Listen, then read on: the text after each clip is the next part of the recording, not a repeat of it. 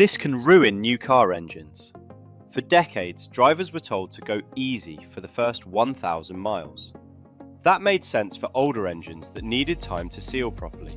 But thanks to plateau honing, new engines have a near perfect seal from factory. The real danger now is driving too gently.